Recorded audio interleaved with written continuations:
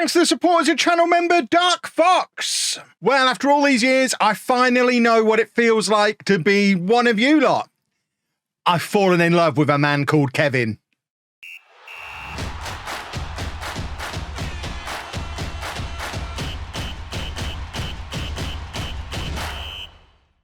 Welcome to Club 3, Part 2 of Non-League to Legend. I'm Kevin. Coming up on today's episode, we have a couple of massive games. We're at home against top of the table, or previously top of the table Leipzig. They were top of the table when I decided this was going to be the matches I showed you. And then we're also going back to our old stomping ground. We're back at the Pirelli. We've only been away one episode, but we are away against Burton in the Champions League. Since you were last with me, as you can see, we've played a bunch of matches. 5-6 matches, and also got started on our transfers. Matches wise, I mean, it's been a little bit of a mixed bag. We did beat Bayern Munich in the Champions League and also thrashed Nice, and Champions League is looking pretty good. We're already qualified for the knockout rounds. If we can get a result against Burton, there is a chance we can take their spot in the top 8 and get that skipping around thing that is always super duper as well. So the Champions League is looking good, but we have lost against bottom in the league, only drew against Mainz.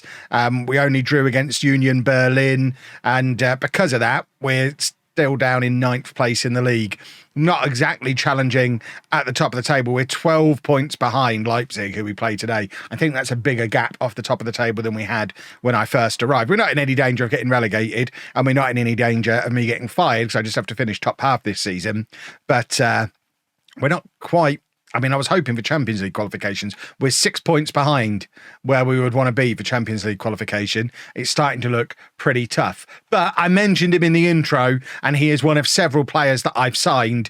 I have fallen in love with a man called Kevin Deda. He's just Big Kev. You'll see why in a minute. We're signing from Bayern Munich, £45 million. He was the one player that we'd agreed to sign before the transfer window opened. And when you see him, you'll know why. He's 6'8", and you can't teach that, boys and girls. 23-year-old German international striker. He can also play central midfield, right midfield, attacking midfield. He is 6'8". He's nearly 15 stone. This is a big boy. 19 jumping reach. The rest of his physicals, I mean, he's a big, strong, reasonably quick for someone his size, physical boy who can finish as well. 17 finishing. I mean, he has no downside as a pressing forward. If we look at him as an advanced forward, I mean, his work rate's not where you'd maybe want it to be, but he's 6'8" and still got 15 acceleration, 16 stamina. He's 6'8" and can run around all day long. Bayern Munich, as far as I'm concerned, it serves them right that we were able to take him off them as well. He came through their youth system. As you can see, he's scored for fun for years for their B team, but never really made the breakthrough into their first team. And if you remember, last summer, they stole the striker that I wanted from Southampton. So they got Egan, who we wanted at Burton. I mean, if we'd have got him for Burton, how different might this save look now? We'd probably still be there and probably be qualifying for the Champions League again. But they took him, even though I wanted him. He's not exactly set Bundesliga alight. He's only got one league goal for them this season, but he's just one of several players in the way of Big Kev's development. So £45 million out of our £200 million kitty, we were able to bring him in, still just 23 years old. Did I mention he's 6'8"? I don't know that I've ever seen a new gen that tall in my 25 plus years playing Football Manager.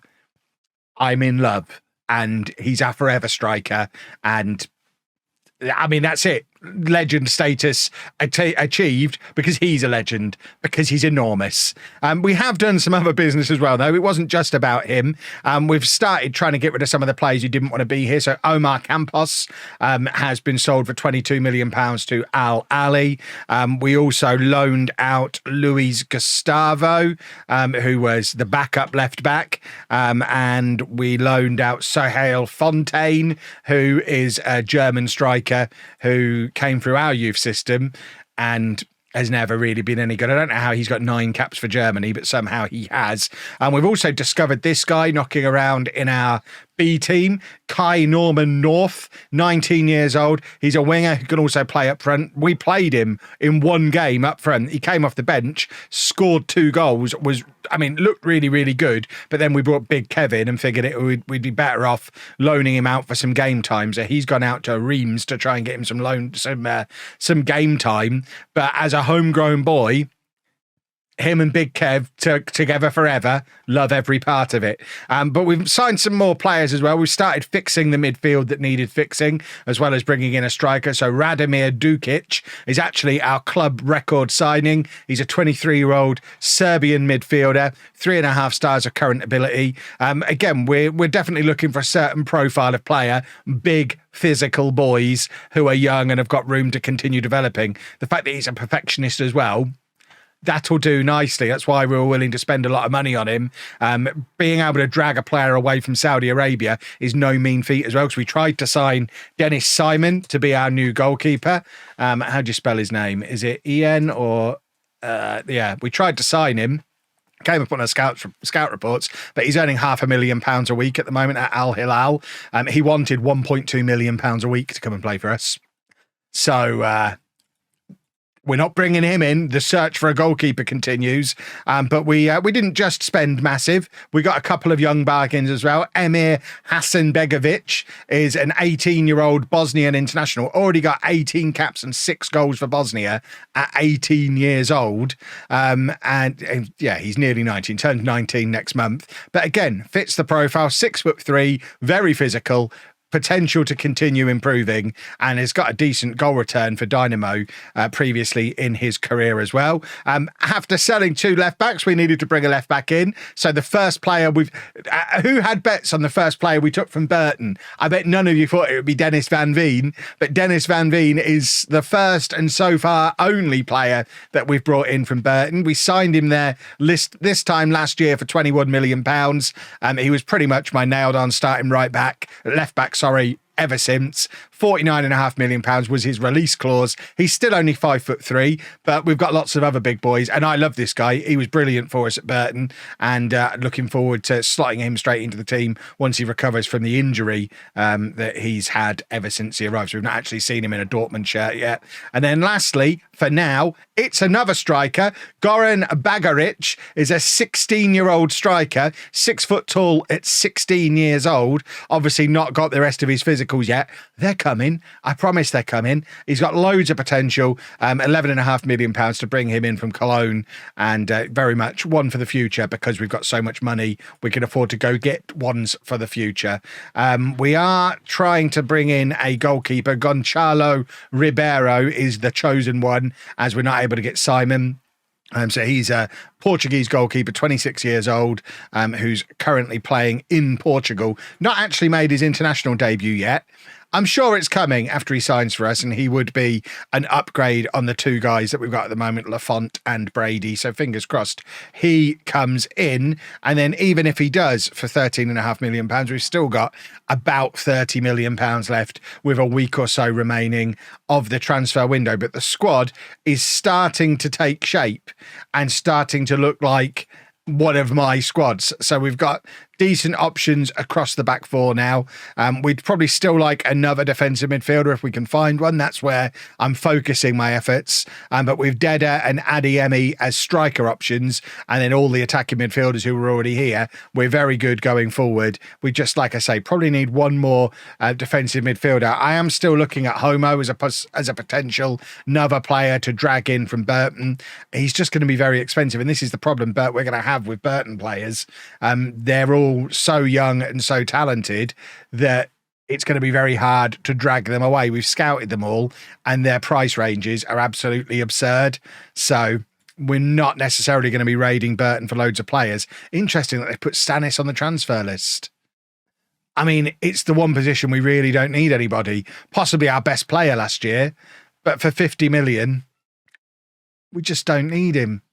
I've got to behave and convince myself not to bring him in. The new manager, by the way, Ruben Amorim, who is probably the perfect man to go into Burton in the state that they're in at the moment. He spent 11 years at Sporting, so got very used to being an underdog team, obviously not in Portugal, but on the European stage, an underdog team with lots of very, very good young players. And of course, that's what he's got at Burton, a squad full of very, very good young players. And I imagine he'll probably get the best out of them. Although, is he playing a hideous back five?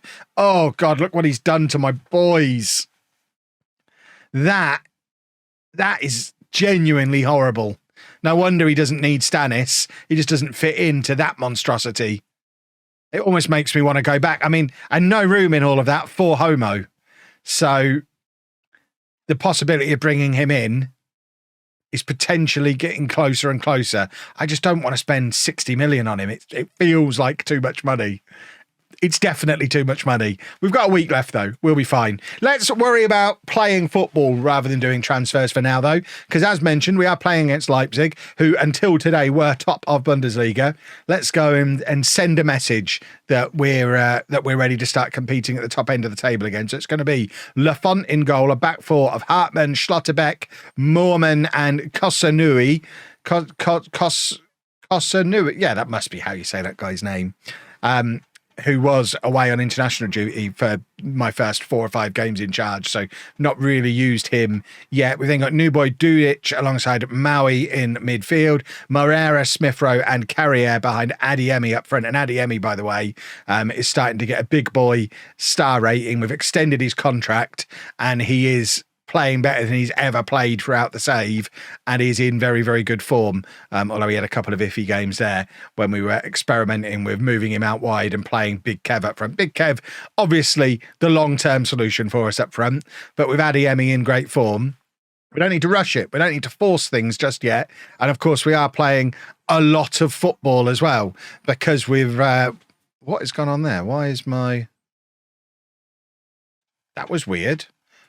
I think that's because I played the in-betweeny bits on my laptop, so I only had the 2 things, but normally it just switches back immediately. Shows how rarely I play the in-betweeny bits on my laptop, but there we have it. But yeah, as you can see, Leipzig, just with the point that they would get for drawing this game, puts them back to the top of the league, and Maui's got himself sent off there. It's not ideal in a big game that we needed to get a result from. We'll drop Smith Rowe back there and play a kind of weird hybrid version of our system, I guess. That is an awfully long way from ideal. If we manage to get any kind of result now, that would be jolly nice. Right. Hartmann plays it forward to Moreira. Moreira shoots from range. What a goal. That has just come from absolutely nowhere. It's his 10th of the season. These wide players are something else. We have got such good quality in the wide areas, but that was absolutely out of nowhere. He had no business scoring that. He wasn't even facing the right way. I mean, their goalkeeper, you got to ask some questions of old Winkler in goal for them. But, I mean, the question is, why didn't you save that? It was straight at you, you silly goose. But I'm very happy that he didn't. And 10-man Dortmund have taken the lead against top-of-the-table Leipzig. That is the kind of headline I enjoy. I mean, obviously, it's going to be difficult to hold on with only 10 players on the football pitch and one of them being our goalkeeper who's not very good, but that's something we're trying to remedy. So hopefully we're not going to have to put up with him and not being very good for much longer, although the guy coming in isn't necessarily a long-term solution. He's more of a get us through to the end of the season with someone who can save stuff like that kind of solution. I think those of you who watch the Twitch saves or the LOLLUJO 2 stuff as well, Ribeiro, I think, was the goalkeeper who was at Roma when I arrived at Roma in my previous Twitch save. I'm sure you'll let me know down in the comments. One of the first things I did at Roma was replace him. It shows how different these 2 universes are, because he's the solution here for arguably a bigger club. I mean, I am going to Rome in the next month to go and see Roma play. Am I potentially offending them saying Dortmund are a bigger club? Let me know your thoughts. Obviously, I've got to go to Dortmund as well. I haven't actually got that trip booked in yet. Have we given away a penalty here as well? Because this is not going to plan. I think with 10 men on the pitch and nobody being an idiot, we'd have had a good chance today, but we just seem to be playing with an unnecessary level of thuggishness today. We've given away this free kick on the edge of the area, and Lafont doesn't fill me with confidence at all. So I suspect we might be about to go 2-1 down against a team who are in very good form. They're the best team in the Bundesliga at the moment, and I think they're about to demonstrate why. We might have to get Big Kev on to help us defend these set-piece situations, because I don't know if I mentioned it when I was introducing him to you before. He is 6'8". That's, 3 inches bigger than Miles Lieburn? Who? Exactly. Who? We've got an even bigger striker now, and that's all that matters. I've spent the last 10 episodes trying to convince you that I don't want a big striker in my team. I want a fast striker. First opportunity I get to sign an enormous striker.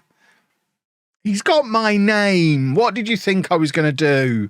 I love things with my name on them. Right, what I have noticed about this team is we've got a few players who can actually do genuine long throws, and they are pretty threatening, as we've seen there. I mean, both of our goals, the highlights have started with a long goal, with a long throw. The previous one, I don't think you necessarily call that a goal from a set piece because there was a lot going on before it. But this one, very much set piece move. Long throw to Schlotterbeck, plays it back to Moorman. He plays it across to Smith Rowe, who's in space and scores from the edge of the area. That, boys and girls, is straight off the training pitch to put us 2-1 up. The long throws are very significantly good when you've got players who can actually throw the ball a long way. Who knew that was the key to getting long throws to work on FM24? I think Carrier's picked up an injury.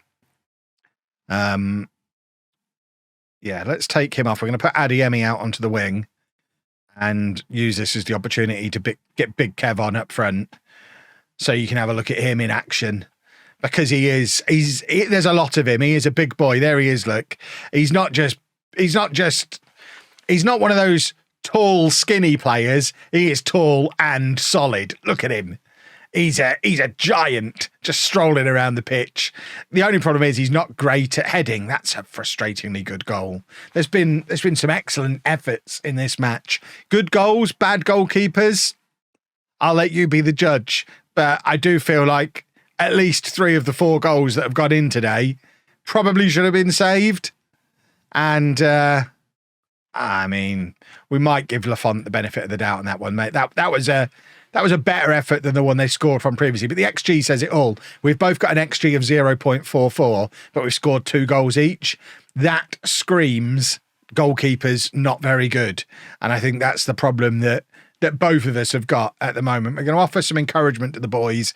All we need with a big boy like that up front is a corner. We've only had 2 in the entire match, so that makes it a little bit harder to score from them when we're not winning them. I'm not going to play for set pieces on, because generally it's horrible. Right, we're going to get Gonzalez on that right-hand side. Moreira is going to come off for Makoko. And have we got somebody who can step up and grab us a winner, put us in the lead for the 3rd time in this match? That's what we're looking for. We need a hero. And I mean, you know who I want the hero to be. There he is, look, just plodding around the place, being enormous. Hartman, having almost given away a penalty earlier on, has now played a wonderful through ball, and that's actually a really good save from Lafont. It was straight down his throat, but at least he didn't get out of the way of it, which, I mean, based on the goalkeeping I've seen with this team so far, that's a plus. And it's not all Lafont. He was injured for 2 or 3 matches, so we've seen Chris Brady enough to know that he's not the solution either. Right, we'll bring Garcia on at left back, and then I think we take off Smith Rowe and actually drop down to a normal midfield now with Smith Rowe going off, and kind of settle for a point. Remember, we are playing against the team who are top of the league.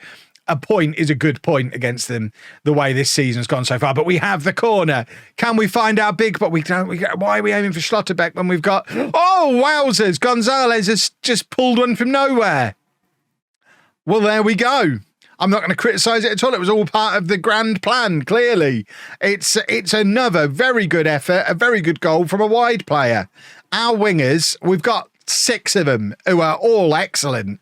And Gonzalez has just demonstrated again that he is very much one of those 6 to put us 3-2 up. And if we manage to hold on here, this is a fantastic result. We've been down to 10 men for most of the match. We've been outplayed by Leipzig. And we've somehow gonna come away with 3 points. Can we get a goal from Big Kev as well to finish things off? It doesn't look like we can, although it's bobbling around in the area. I thought we'd want a penalty there. Everything's slowed down. Comes back to Dukic, and there's a header off somebody. Is it an own goal? Maybe it is an own goal, and that's 4-2, and that very much flatters us. But you know what? We've done that with 10 men. Imagine what we could do with 11 men. We only need 10 men to beat the best team in Germany. Lovely, lovely, lovely. Dukic, the record signing, was involved, and then it's just cannoned off about 3 different players inside the 6-yard box, and we do come away with a very comfortable 4-2 win in the end. It was at no point was that game comfortable, but the scoreline, love it. Right, we're heading to the Pirelli. It's the big one. I imagine if they don't, I took Burton from mid-table in League 2 to winning the Europa League and getting them in the Champions League. If I don't get a standing ovation from them, they've lost their heads. Standing ovation incoming. Right, Moreira is suspended for the Champions League, so that gives me the opportunity to get Dede in for his... I guess it's his on-camera full debut. He has played a couple of games for me already and scored already as well. But Adeyemi moves out to the left-hand side. Big Kev goes in up front. We have got Ribeiro in now. He has completed his £13 million move. We're not going to throw him straight in and start him immediately, but he can sit on our bench, as can Van Veen, who has now recovered from his injury, but he's not close to fit. So he has to make do with sitting on the bench for his return to the Pirelli. My return for the Pirelli too. We have a point to prove here. That point being, this is no way to treat this group of players, playing him in this horrible formation. I mean, look at the state of it. We might take Homo back with us. If I could fit Suarez and Kabasi on the plane as well, I'd have them both as well. Goodness me, that's after all those years of hard work, to see them do that to my boys is horrible. We need to score a few goals to prove a point. Let's get our new. I mean, imagine the Burton fans have had a year of me saying we don't want a big striker up front. Yeah, he might score goals, but it's not the way I want to play. I want to play quick, counter-attacking football. We want fast breakaways. We want mobile strikers. They see me come back here with my new team and think, oh, there was a big strike. No, he signed him. He signed a big... this would have been the ideal guy to bring into this Burton team, a natural successor to Leeburn, to allow us to play the way we played with him, but with someone with a little bit more long-term upside. But that's what they get.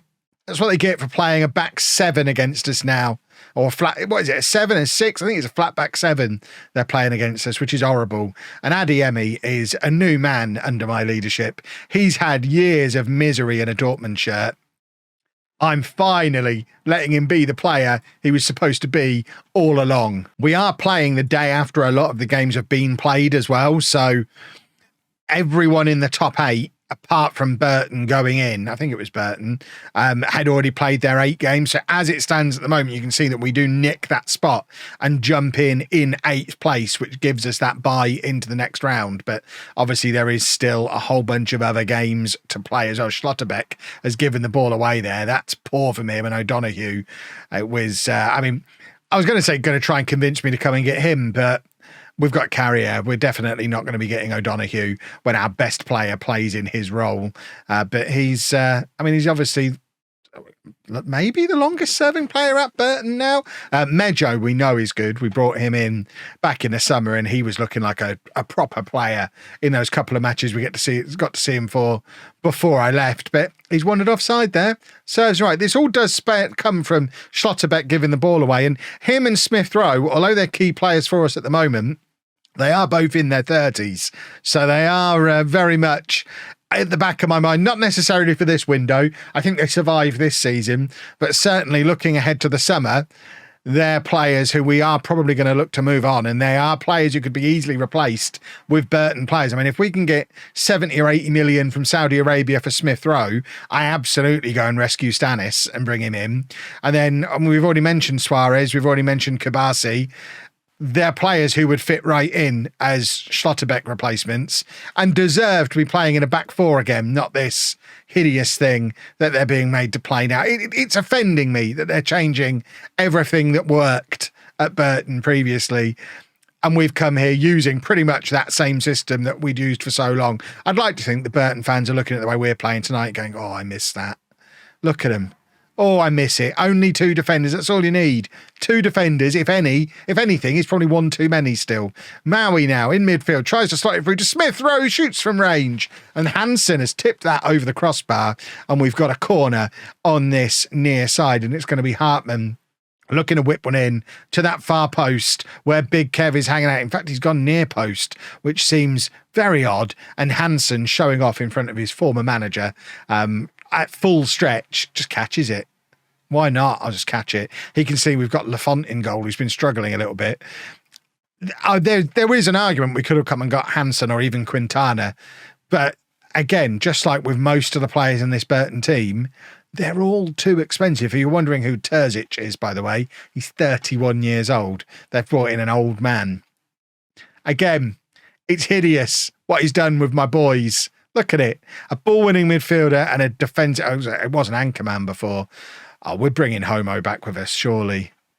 I can't cope with this. Right. Adeyemi's going to come off. Do we bring on Van Veen on the left wing? You know what? We know he's not a winger, but I just want him to play. Well, I guess we could have actually brought him on for Hartman. Let's be sensible. Let's put him on at left back and we'll take Hartman off and bring Moukoko on that left-hand side. And then for my final change, for now, Kosanui can come on to play right back. We probably need a right back. We have got Birches, is that his name? He's been away all month on international duty, so he will be back. And we've got a few players who can play there, so it's not a super high priority, but I am quite often playing centre-backs out of position at right back at the moment. But there is Dennis Van Veen playing in a yellowish kit back at the Pirelli, as it should be. Kosanui doesn't want to cross because he's not a right back, and it cost us with Big Kev in the middle. And now O'Donoghue looking for the breakaway. Nim plays O'Donoghue back in. O'Donoghue's been chased down by Van Veen, but Damien O'Donoghue reminding me just how good he is. Still only his 4th goal of the season, but once again the commentary is telling me how poor Lafont was, and if we have a look at it from this other angle, I suspect we're going to see another effort that Lafont should be saving. Ribeiro's going to be in goal before too long, based on stuff like that consistently happening. A draw here is not going to be enough to get us into the top 8, where we would very much like to be. Big Kev has not played well today at all. We're going to bring on Gonzalez and move Moukoko up front and just shuffle everybody around a little bit in there. And then for the final change, we're a little bit light on options for him. We've got Emir Hasanbegovic, who we've not actually played yet. So let's bring him on for Carrier. He's another one of our new attackers. So let's give him 10 minutes to see if he can cause some problems coming in off that right-hand side against this horrible back 7 of Burton. They're going to beat us here as well, aren't they? They've definitely come into the game more and more as this match has gone on. Their bench is stronger than our bench. There's obviously been some excellent squad building go on at Burton Albion in recent years. Gray, of course, now is going to be the first choice left back with Van Veen having left. And, well, I said he's playing out of position there. That's what happens when you play a player out of position, I guess. We're going to go very attacking. We've taken our big boy off now. And Burton, I think, are getting the last laugh here. We've outplayed them as well. We've been the better team. But they've had 3 shots on target, scored 2 of them. We've done an own goal and a goalkeeping mistake. It's clear where the problems are for us. There's still stuff that needs fixing. I mean, ultimately, both of us were always getting into the knockout rounds anyway. But Burton, with this win, do get themselves into the top 8, and we are going to have to make do. We're finishing all the way down in 15th, which does mean an extra round to play for us, and not the best return to the Pirelli we could have hoped for. Much sadness. There you go. We're selling another player as we look to continue to free money up to bring in new boys. So Klaus Burenhaus has moved on, or he's moving on, for just shy of £20 million, which means there's going to be more money spent before you see me again. If you've enjoyed that, please make sure you leave a nice big thumbs up on there for me. Subscribe to the channel for daily Football Manager videos. And thank you very much for watching.